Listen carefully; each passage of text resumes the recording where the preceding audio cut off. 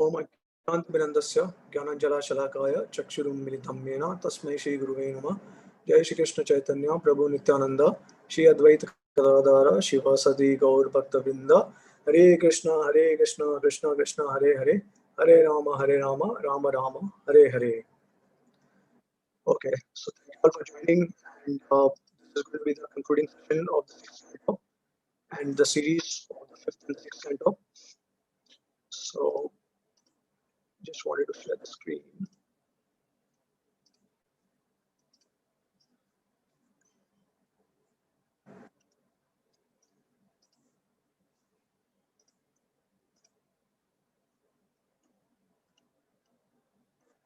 Okay, so last time we have already discussed chapters 1 to 10 of the sixth canto, and we'll continue with chapters 11 to 19, which will conclude the sixth canto.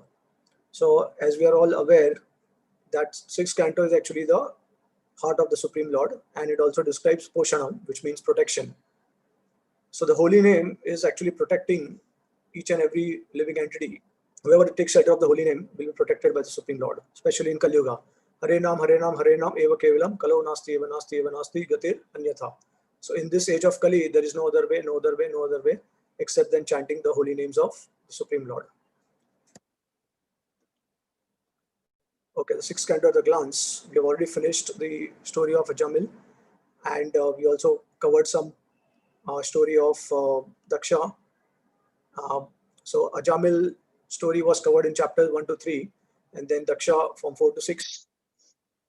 We also discussed about Indra and Vishwarup, and then we also discussed about Vitrasur, how there is how Indra and Vitrasur, they are just about to fight.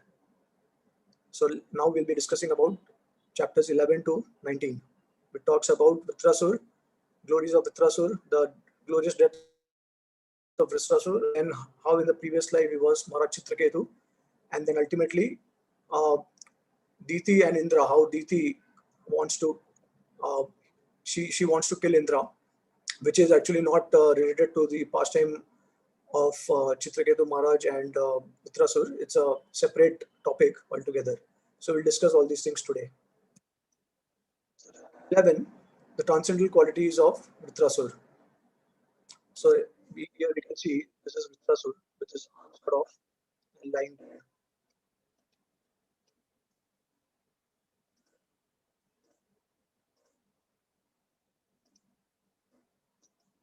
Okay, so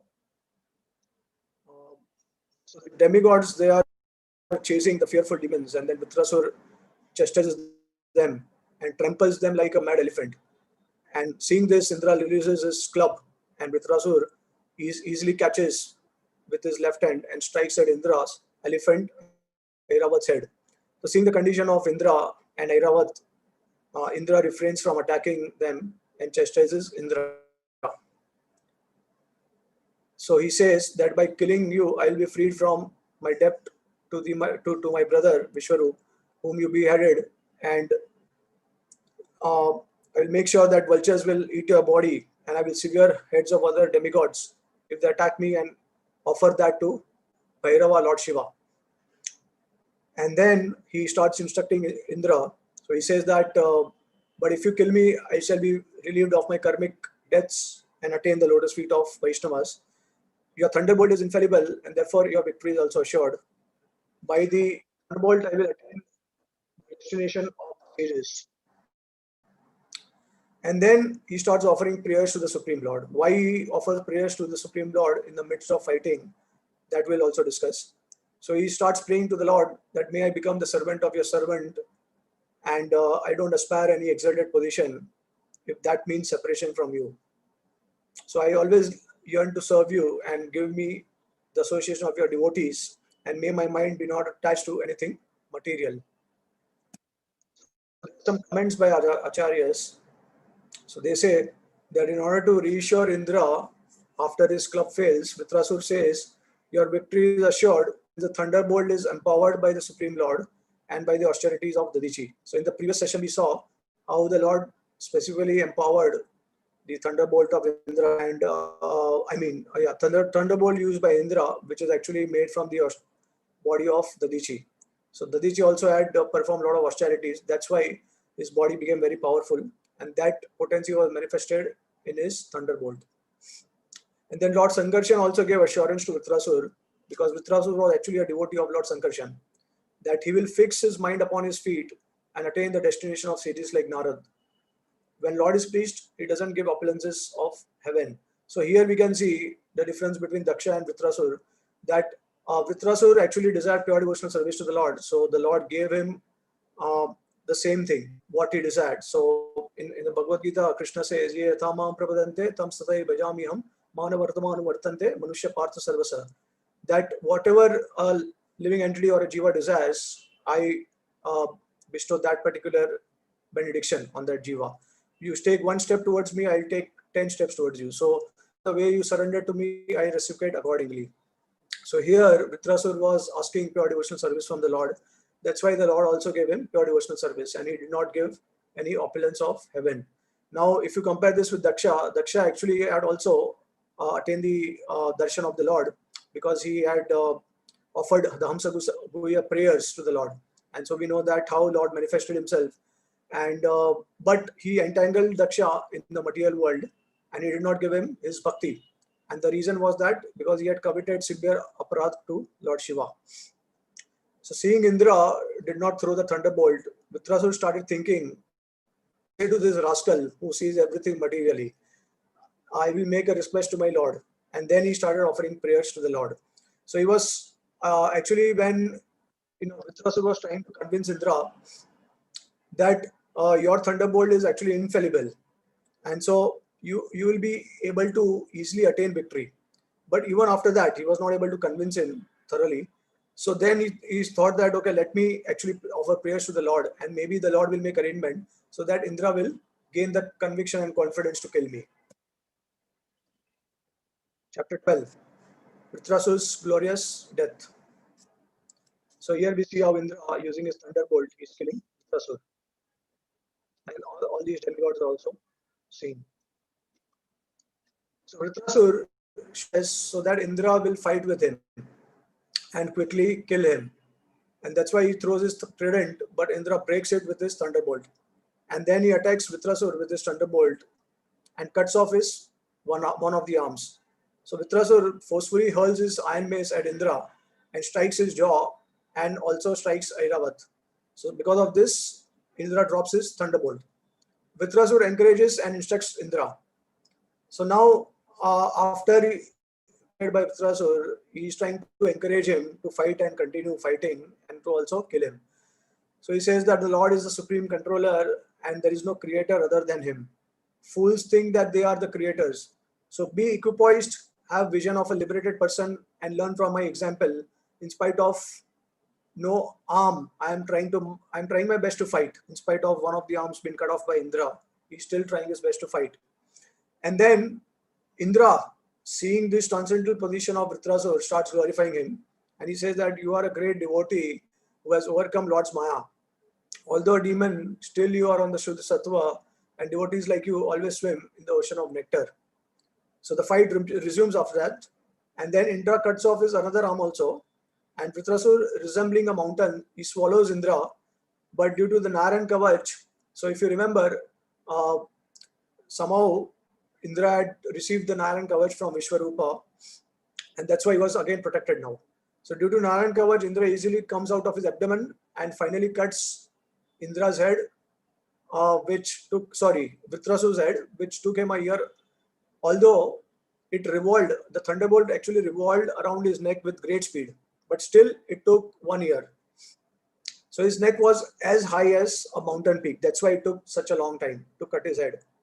And then ultimately, after dying, Vitrasur attains the abode of Lord Sankarshan. He attains the abode of Lord Sankarshan, that is also described further. Some comments. So Indra first thought, how can a demon have such devotion, knowledge and detachment? He was surprised and had no smile in the beginning. But then remembering Prahlad Maharaj, Bali Maharaj and others, he thought that it's possible millions of times more than in me. This bhakti is possible in demons much more than what actually I can think of. And thus his amazement disappeared and he became joyful and he started smiling. So when Vritrasura swallowed Indra, he thought that and there is no need of fighting. So let me go back to Godhead. So this is what Vritrasura was thinking. When he swallowed Indra, he felt that, okay, he has died. So now let me stop fighting and go back to Godhead. So thus he stopped all his bodily activities and became situated in trance. Taking advantage of his silence, Indra pierced abdomen. Actually, it was the body left by Vritrasura that was cut by Indra, but Vritra was not killed. Okay, Vritrasura was not killed. In his original consciousness, Vritrasura returned back to Godhead and became associate of Lord Sankarshan. So here, externally, it seems that Indra was the one who killed Vritrasura, but before killing him, Vritrasura himself gave up his body. Okay, so so it was actually the body which was left by Vritrasura that was cut by Indra. So left means that he already passed away before Indra killed him. Chapter 3. Now Indra gets afflicted by sinful reaction because of killing Vritrasura. So here we see a woman which is actually very ghostly in terms of physical appearance. So she's trying to chase Indra, and Indra is trying to run from the ghost or from that lady. Parikshit Maharaj asked why Indra was unhappy after killing Vritrasura, since all the demigods became happy after killing Vritrasura.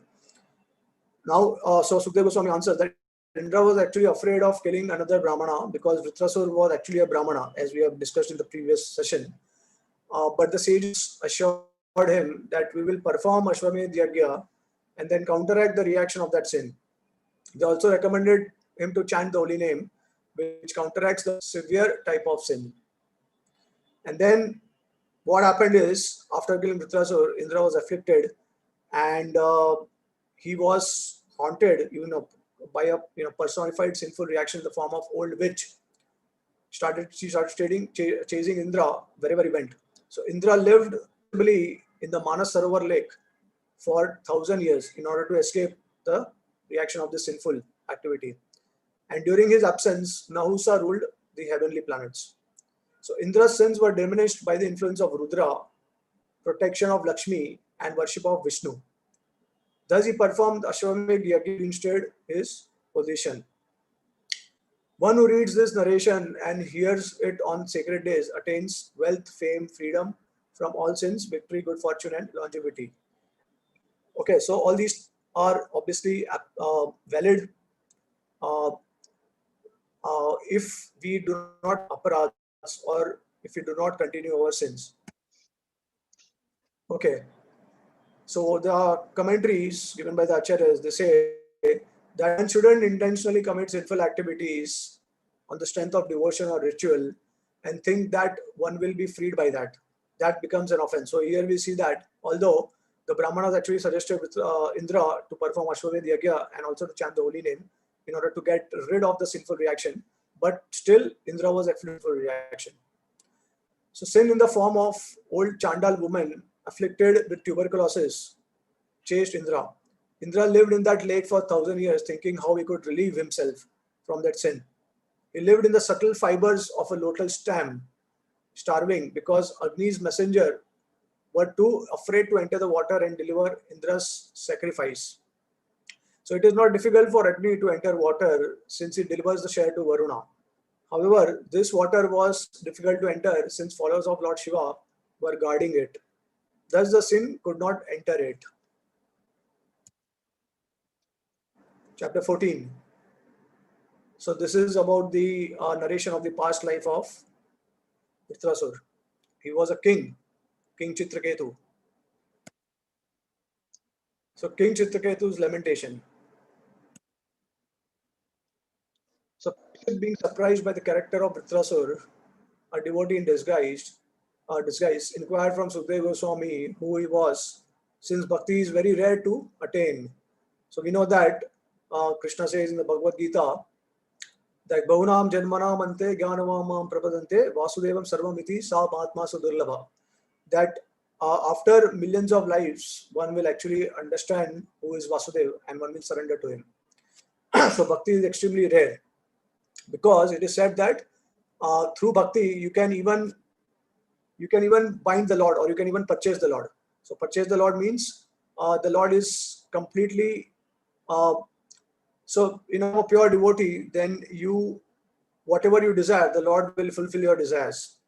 Okay, in that sense it is said that you can purchase the Lord, but that can only happen at the stage of prema, or the love of God.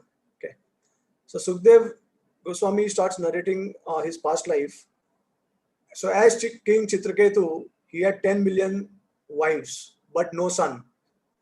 And so why did he marry 10 million wives? Because he was trying to beget children through each of his wives, and he was not able to beget. That's why he kept marrying until he married 10 million wives. So even after marrying 10 million wives, he was not able to beget children, and that's why he was unhappy. So one time the great sage Angira Muni visited his kingdom. By looking at him, he understood that he is in anxiety. So asked him about his kingdom and why his face looked pale. So great yogis, great sadhus, just by looking at a person externally, just by seeing the features of a person, they can understand whether a person is happy or distressed. Citraketu said that great yogis like you know everything, and that's why you all visit to bestow mercy. And then he asked him for. So Angira became merciful to him, and then he uh, blessed him, and then he performed a sacrifice and gave his remnants to his first wife, Kritadyuti, and informed that a son will be the cause of happiness as well as distress or anxiety. So, because of this benediction, Kritadyuti gave birth to a son, and their affection for the son increased. The other wives became envious due to the neglect of king and administered poison to the child. Kritadyuti lamented and condemned Providence as inexperienced and unintelligent for prematurely cutting the bonds of affection. Called out to her son and started speaking to him, saying that don't go to Yamraj. But ultimately she realized that she was dead. He was dead. Citraketu also lamented, and immediately the sages Narada and Angira arrived. So here we can see how Narad Muni is pacifying Citraketu Maharaj, and all the other relatives, they are also uh, in anxiety and distress because of the death of the son. Okay, so Acharyas, they comment that Citraketu understood Angira word in other way, and he thought that since he will be the only son, he will become proud of his wealth and will not be very obedient, and later it will be difficult to control him since he'll have more power than me, which will cause me grief. So Citraketu Maharaj actually took the meaning of Angira Muni in a different way. So he didn't knew that he was saying that the child will die as soon as he's going to take birth. He is going to die. What he understood is that uh, he will be the only son. He will be proud of his wealth, and he will not be obedient. And so later it will be very difficult to control him, and that will cause me grief. So this is what Citraketu understood. Okay. Now after the lamentation of Citraketu Maharaj, the saints instruct Citraketu. So saints Narada and Angira instruct Citraketu Maharaj. They instruct him that the material world and relations are all temporary, and that the Lord is the ultimate destroyer and maintainer. Citraketu glorifies them, and he asks their identity and seeks transcendental knowledge. And he also says that Vaishnavas, their only business is to wander in order to enlighten materialistic people. Then Angira reveals his and Narada's true identity and the purpose in relieving Citraketu from lamentation. Now, Angira didn't bestow transcendental knowledge earlier since he wasn't ready for it. So sometimes we see that when we are trying to share Krishna consciousness with others, we also try to understand the situation of the person whom we are trying to share this knowledge, and depending on the situation, instruct them. So we don't directly start preaching to them. We have to understand what level, what stage they are at, and accordingly we have to instruct them. So similarly, Angira also did the same thing. He didn't instruct because he was not ready. And so if you remember, in the previous session also we saw how Narada, he visited Daksha, And initially when he visited him, he did not instruct him.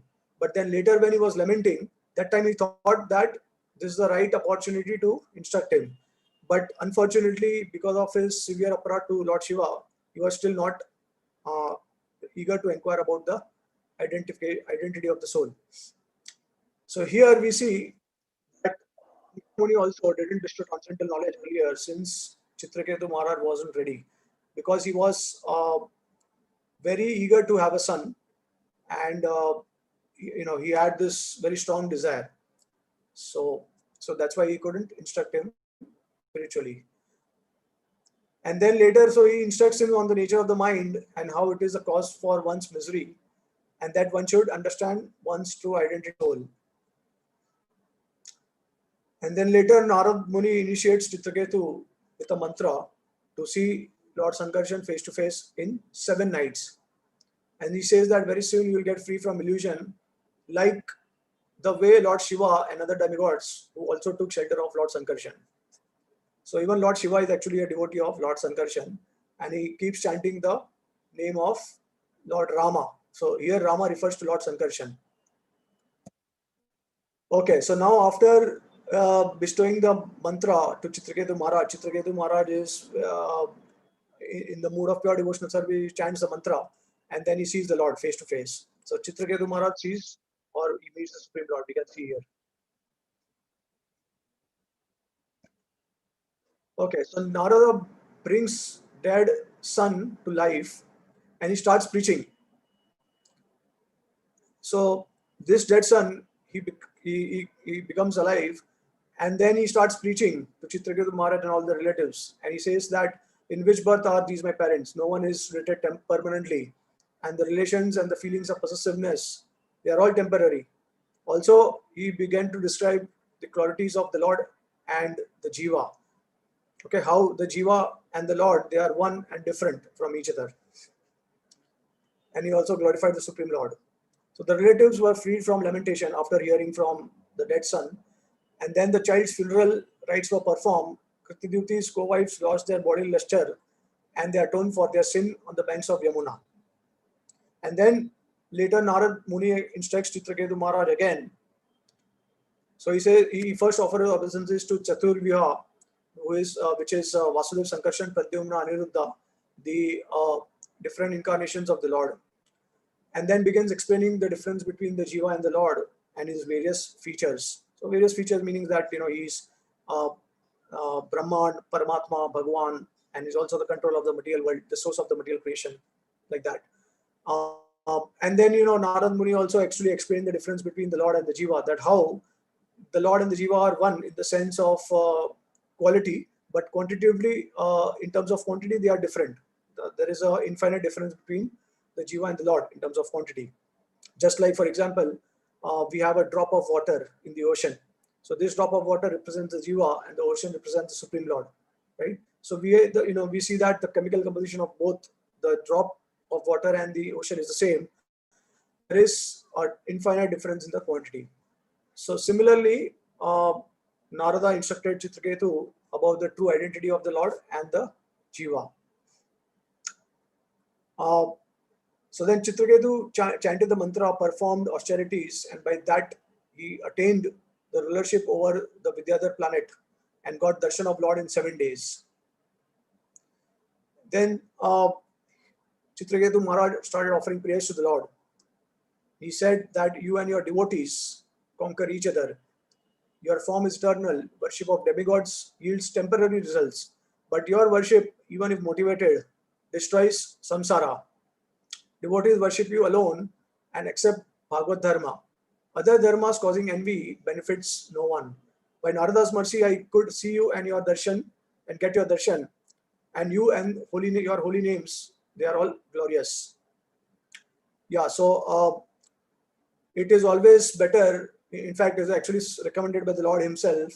Akamo sarvakamo va mokshada udaradi tivrena bhakti yogena yajate purusham para. That whether you are free of material desires, whether you have material desires, or whether you are seeking enjoyment or liberation, in any case, one should always worship the Supreme Lord and not the demigods. Because the Supreme Lord will ultimately purify one, and give them the highest destination and the highest type of bliss. So it is always recommended that one worships the Supreme Lord in any circumstance. And so, like, we all know that we got connected to Krishna consciousness, and we had material desires also, and we probably still have material desires. We are in the process of taking bath in the shower and purifying ourselves. So it will take a long time, depending on the the offenses that we commit during the process. But ultimately, we'll get uh, rid of all these anarthas and will be purified, and will attain pure devotional service to the Lord by the mercy of the Guru and the Lord's. Uh, so what is actually very important is that in spite of our material desires, the primary goal that each and every devotee they have is to render pure devotional service to the Lord. That's why when we consider the stages from Shraddha to Prema, there are 9 stages of devotion by which we can attain the Lord. And it begins with Shraddha. It starts with faith. So each and every one of us, when we joined the Krishna movement, we had some faith that we have faith that, okay, Krishna is the Supreme Lord, and we are meant to serve him. We are part and parcel of the Supreme Lord. So we are supposed to serve him. And so we started serving the Lord. And that's why right from Shraddha to Prema, this entire process is actually considered to be pure devotional service. Why? Because although we have material desires, but these desires are secondary desires. The primary desire is to actually serve the Lord, to please him, to satisfy him. So in spite of having other secondary desires, if we are steady in this path for a long time, in spite of all the obstacles and anarthas, then gradually all these secondary desires will also terminate, and we'll be able to attain pure devotional service to the Lord. Okay. And by attaining this pure devotional service, we also attain the highest destination as well as the highest form of bliss. So whatever bliss we experience in the material world, we are actually experiencing, in the scripture, the example is given that a hog, the example of hog, that how he is enjoying eating the stool. So for us, it seems a very degraded example, right? We cannot even think of. Immediately, we spit at that thought, right? So similarly, the enjoyment of the material world is like that when compared to the pure devotional, the enjoyment that we attain by pure devotional service of the Lord. So once we attain that stage, then we will also feel that this enjoyment that we are experiencing in the material world is also very insignificant, right? So this is actually the unlimited mercy of the Lord, that he's willing to give us the highest form of bliss. Okay, and obviously with each and every stage, as we advance further from Shraddha to Prema, we also keep experiencing bliss, and that bliss will also increase with the stages. Okay, so that's how we actually understand the Lord is resonating with our desires and he's purifying us. Okay.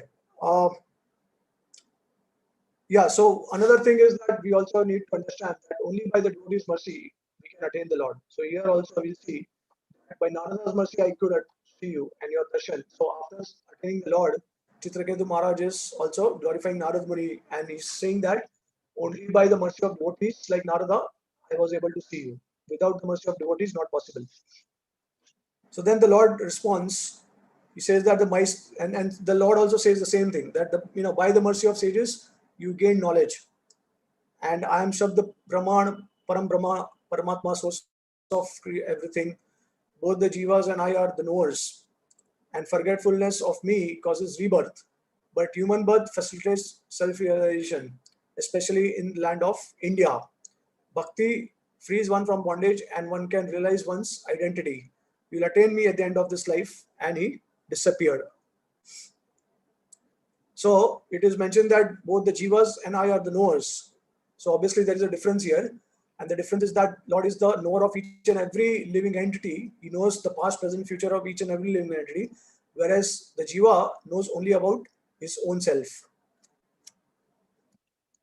Okay. So the comments by the acharyas. So they say that actually Narada himself spoke through the sun. So although it is mentioned that the sun, he came, he back, but actually it was Narada who spoke himself spoke through the sun. And if an enemy becomes, so now this son, he's preaching to his relatives that what if an enemy becomes one's son, how does affection arise for that person as a dear relative?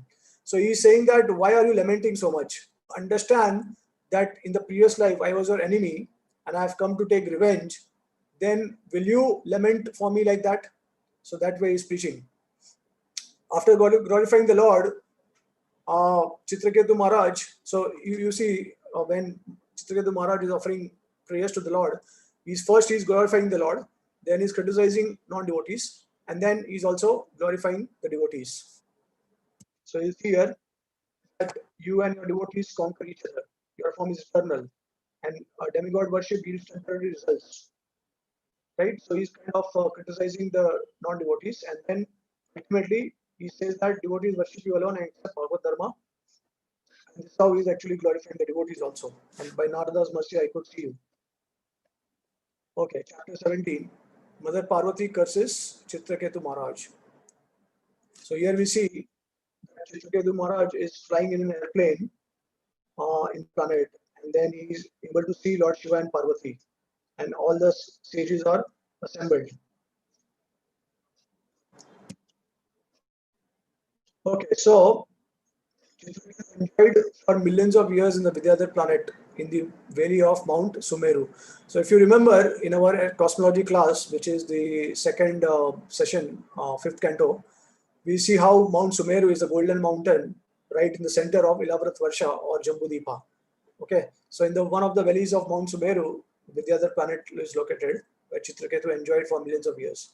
Once while traveling in airplane, saw Lord Shiva in assembly of sages, embracing Mother Parvati on his lap, and he expressed his wonder and started laughing loudly.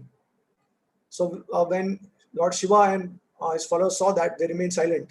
Citraketu thought that he's better than him in controlling senses. He's better than Shiva in controlling senses. So Parvati saw this and she became very angry. So she chastises and curses Citraketu. Who is he to restrain us? Do the other demigods and sages don't know Dharma? He must be punished for his impudence. And so she cursed him to become a demon. Citraketu accepts the curse with humility and says that duality is experienced by the body is only due to one's own karma. No one causes them and they have no eternal effect. Lord creates these dualities for continuation of materialistic life, although he is equal to all. Please forgive me. He is begging forgiveness from Mother Parvati. And then Lord Shiva glorifies Citraketu Maharaj, and he informs Mother Parvati that devotees are always equipoised and never fear any condition of life, whether it is hell, heaven or liberation. Devotees, they are always above dualities. Both I and Citraketu are dear to the Lord. And by hearing this transcendental wisdom, Parvati was specified by his words. So Citraketu didn't counteract the curse, and so later it became Vritrasur. By hearing about Citraketu, one is freed from bondage and goes back to Godhead. So some very interesting comments by our acharyas. They say that Citraketu was not an offender like Daksha, since he didn't consider Shiva insignificant, but he just expressed his wonder. He appreciated how Lord Shiva was unaffected even in that situation. Actually, intentions were pure.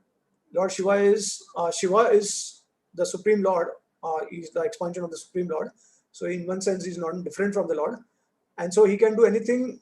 But since ignorant people will criticize him, they will be destroyed by their offense to him, and that's why I should establish that he has proper conduct and not have any infamy. So Shiva and his followers understood the intentions of Citraketu Maharaj, and that's why they remained silent. If it was an offense to Lord Shiva, they would have blocked their ears and they would have left from the assembly.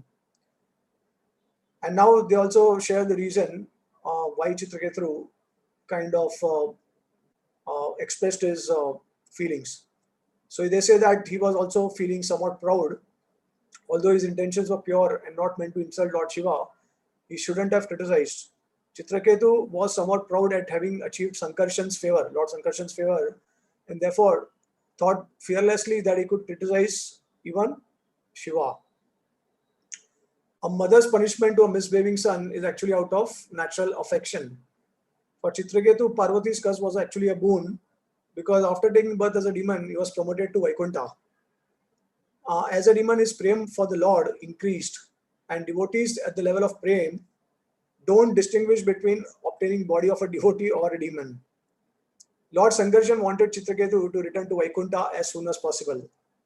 So out of fatherly affection, he inspired Parvati to curse in order to show the following. So this was actually transcendental arrangement of Lord Sankarshan, because he wanted Citraketu Maharaj to return to him as soon as possible. And he wanted to show the great strength of devotees in seeing curse or blessing, heaven or hell equally. Second, remove Citraketu from the improper life as leader of Vidyadharas, because he was kind of entangled in material life. So the Lord wanted to actually remove the last tinge of his material enjoyment also. Increase the intensity of prema, and lastly, bestow on him the great sweetness of direct service to Vaikuntha. So then Shiva indicated that Parvati is very beautiful, but the beauty of the devotees is even greater. If Parvati's curse couldn't give slightest unhappiness to Citraketu Maharaj, then that curse is actually powerless. So such beautiful commentary given by the Acharyas. Okay, so now we proceed to chapter 18. Now this is not connected to the earlier chapters. It's a separate chapter altogether. Diti vows to kill King Indra, and we'll see why. So now Sukadeva Goswami continues from 6th canto, 6th chapter, describing the remaining descendants of daughters of Daksha. So if you remember, Sukadeva Goswami was describing the descendants of the daughters of Daksha, right, in the 6th chapter. So now, after describing all these the pastime of Vitrasur, Citraketu Maharaj and all, now he's recollecting back the descendants Diti Aditi. So here we can see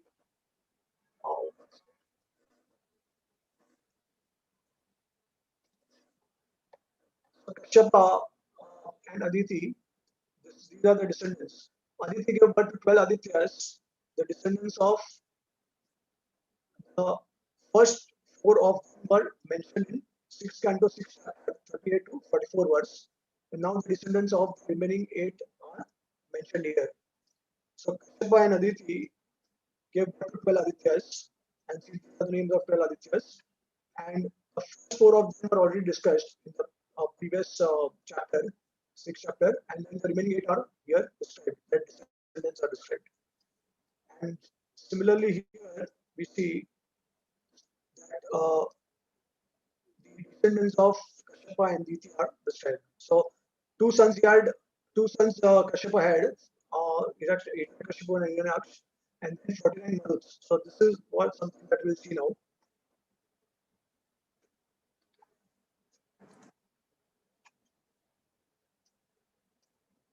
Okay, so it's very good to know why Indra converted persons born with demoniac mentality into demigods. So then Sukadeva Goswami starts describing the reason. So Diti's sons were killed by Vishnu, Hiranyaksha and Hiranyakashipu, to help Indra. So she wanted to give birth to a son who could kill Indra, and hence she constantly served Kashyapa and captivated him. So Kashyapa glorified his devoted wife and promised to fulfill her desires. She revealed her intention of killing Indra, and Kashyapa, after relenting, he thought, I have been influenced by my wife and meant to be condemned for this. Who can understand women, and no one is dear to them? I can recommend an alternative option to her, so that ultimately she'll forget or she will get rid of the desire to kill Indra. So that's why he instructs Diti in the Pumsavana vow, the do's and don'ts. And then we'll also, in the 19th chapter, the last chapter, there is a description of the Pumsavana vow. So we'll go through that later. So Diti became pregnant and started faithfully discharging the vow. Indra served her deceitfully. Now Indra could serve Diti because Indra was actually the son of Aditi. So in one sense, she was a stepmother to Indra. So that's why Indra served her deceitfully, just to find faults in her execution. As soon as she made a mistake, Indra entered her womb and cut the embryo into 7 times, 7 into 7 times, 7 into 7 pieces, sorry. Thus 49 Maruts were born. So that one embryo he cut into 7 parts, and those 7 parts also he further divided into 7 parts. So total 49 children, Jivas, took birth as Maruts, 49 Maruts. Now there are 3 ways that Jiva actually could descend in the womb of Diti, and the Acharyas, they say that the first way is that one Jiva expands into 49 forms, and that's how there are 49 expansions of the same Jiva. And then the second option is that the one Jiva, all the the one Jiva enters one particular embryo, and then when the embryos are cut down into 49, then there are 48 other Jivas who are entering into this 48 embryos. So that way also 49. Okay, and then one Jiva is there, and after cutting the embryo into 49 parts, the other 48 they will enter, like that. So there are 3 ways how actually the Jiva could descend. Just as Parikshit was saved by the Lord, they were also saved by Lord. So we know that in the Bhagavatam, how Parikshit Maharaj was actually saved from the Brahmastra, which was released by Ashwatthama. So the Lord personally actually, he went inside the body of Parikshit Maharaj and he protected him. Right? So that's why he got the name Parikshit, because he was actually trying to find the Lord. And so he was saved by the Supreme Lord. And so these 49 Maruts were also saved by the Lord.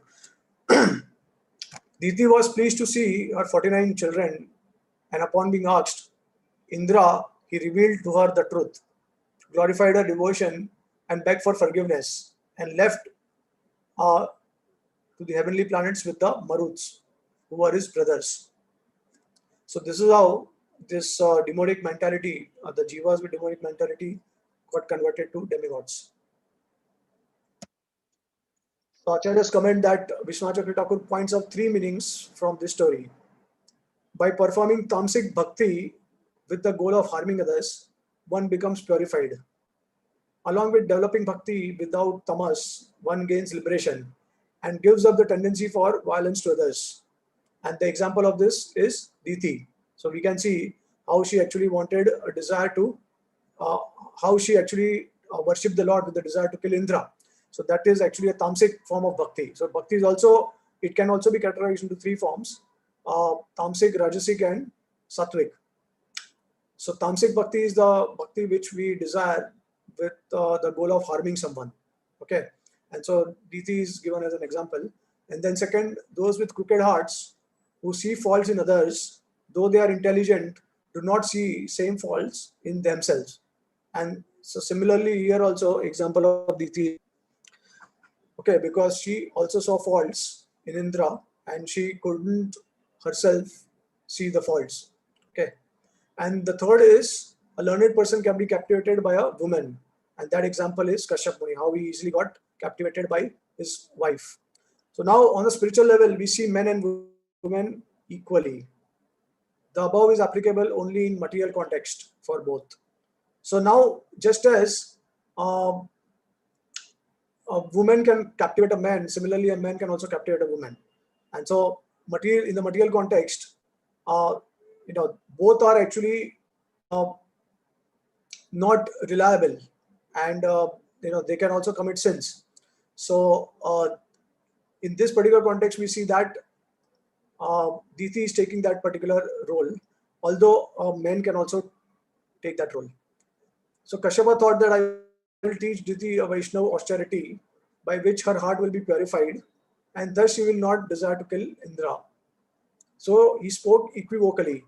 So now in the Sanskrit, so he spoke, he actually chanted long A, and that's why you will see that he chanted in Ha instead of a short one, meaning that she would get a son who would follow Indra.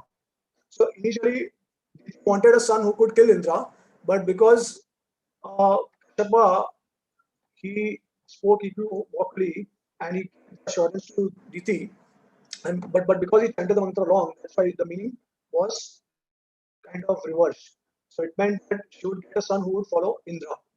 And then Deva Bandhava means will become a friend of the demigods. So instead of becoming an enemy of the demigods, will become a friend of demigods. Okay, so last chapter, performing the Pumsavana ritualistic ceremony. So here we see Lakshmi Narayan are meant to be worshipped in the ceremony.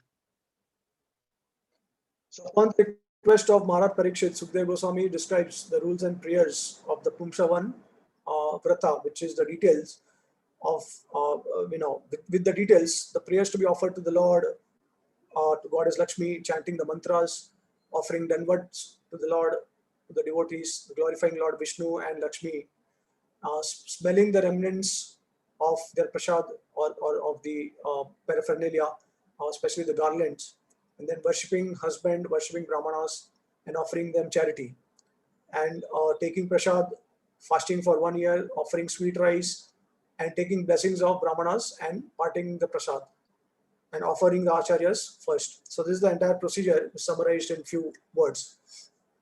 And so the Shrutifala, whoever will fulfill this vow will achieve all benedictions. And then later, at the end, Sukdev Goswami concludes, now I have completely described how Diti performed this ceremony and had good children and a happy life. Okay, so with this, we also end with on the 6th canto. We also conclude the 6th canto. So thank you all very much. Are there any comments or questions? Hare Krishna, Prabhuji. Thank you so much for this particular chapter, especially the story of Vritrasur has been, teaches so many lessons. That one of the main being that we should not be judgmental. We can never tell who is actually a devotee and who is not a devotee. Because what is going on within a person, what are the reasons why that person is doing a certain activity is never, revealed actually. Right, exactly. And this is the thought of Indra also, because he also got bewildered that how come a demon is expressing his pure devotional mood. So that's why he could remember Prahlad Maharaj and Bali Maharaj that time. Yes. And your karma never leaves you. If you have made a certain offense, then there will be a reaction to it. Yeah. Especially the aparadhs that we commit towards the great devotees. So these are not forgotten so easily, unless and until we repent and we beg forgiveness from the devotees. But we see Indra is doing that again and again and again.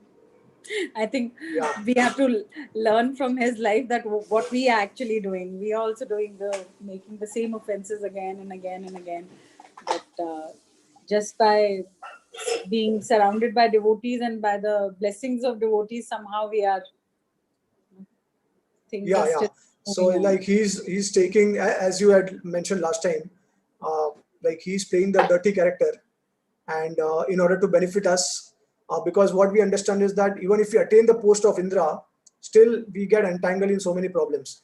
So this is actually the nature of the material world, that even if we attain the opulence of Indra and we attain the pleasures of the heavenly planets, still we will fall down, still will be entangled, and the anxiety will never leave us, because we'll always be greedy and anxious to attain more and more. We'll never be satisfied. That's why all these material pleasures, they are insignificant, and we cannot fulfill these desires unlimitedly. The more we try to fulfill them, the more we get entangled in these desires. So this is how actually the Lord is arranging in such a way so that we can be convinced that we don't want material pleasures also. Otherwise, we get more and more entangled in all these lower anarthas, like lust, envy, greed, pride, anger. Illusion. So true, Prabhuji. In fact, it's such a, like, when you look at Vritrasur and Indra, one was completely satisfied, and the other person was unsatisfied in spite of having everything. His insecurities were so much. Yeah. All through. Right, exactly. Yeah. So this is the advantage of being a devotee of the Lord, because the entire process is that we are servants of the Lord, and we are meant to give pleasure to the Lord and his devotees. So in that sense, we are trying to get rid of this enjoying mentality, and in that service mood, we are also enjoying ultimately. We are also finding that greatest bliss by serving others. True enjoyment, yeah. True enjoyment. So yeah, we are just trying to purify our ego, because ego is always going to be there, but it can be a false ego or it can be pure ego. So that pure ego is our true identity, which is to realize that we are part and parcel of the Supreme Lord, and each and every living entity is our, we have connection with them, and we are meant to serve them, not to exploit them. Another thing was like how Diti was, overtaken by anger and, but the only good thing was that she went to a devotee. So everything got pacified because she went to a devotee. He guided her to do that. This is how your wishes will be fulfilled. And ultimately, her heart was completely purified. Yeah. That's the, Kashyapa is, you can say that he's an expert preacher. And we wish that he could be a part of Prabhupada's movement also. So expertly he actually preached to his wife, and she got purified eventually. And got such nice children in the process, where she was not a child, just out of anger, and then she got a child out of a pure devotion. So right, yeah. Children, yes. So thank you so much, Prabhuji. There's so much, so many small things when you hear, like we have always heard the statement, don't judge a book by its cover. Yeah.